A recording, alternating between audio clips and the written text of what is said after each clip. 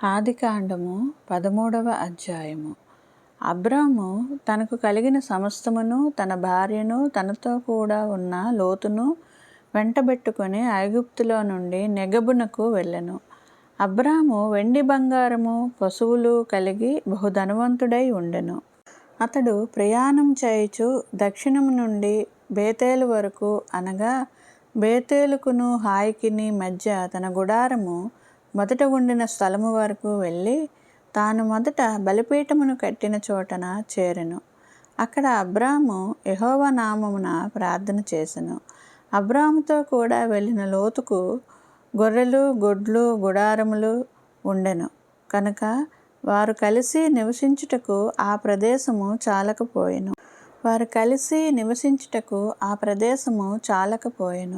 ఎందుకనగా వారి ఆస్తి వారు కలిసి నివసించలేనంత విస్తారమై ఉండెను.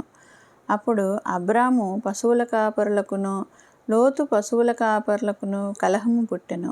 ఆ కాలమందు కనానీయులు, పెరిజ్జీయులు ఆ దేశములో కాపురముండిరి.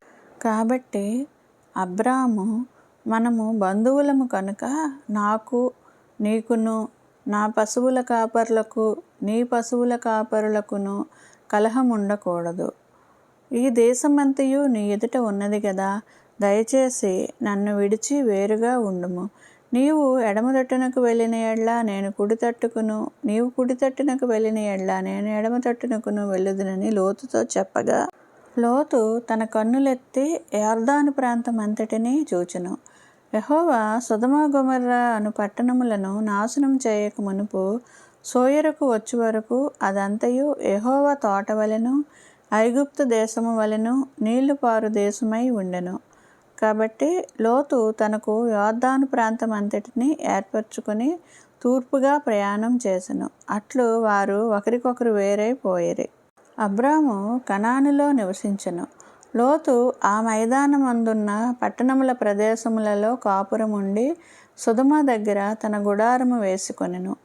సొదొమ మనుష్యులు దుష్టులను, యెహోవా దృష్టికి బహుపాపులనై ఉండిరి. లోతు అబ్రామును విడిచిపోయిన తరువాత యెహోవా, ఇదిగో, నీ కన్నులెత్తి నీవు ఉన్న చోట నుండి ఉత్తరపు తట్టు, దక్షిణపు తట్టు, తూర్పు తట్టు, పడమర తట్టును చూడుము. ఎందుకనగా నీవు చూచుచున్న ఈ దేశమంతటిని నీకును నీ సంతానమునకును సదాకాలము ఇచ్చెదను.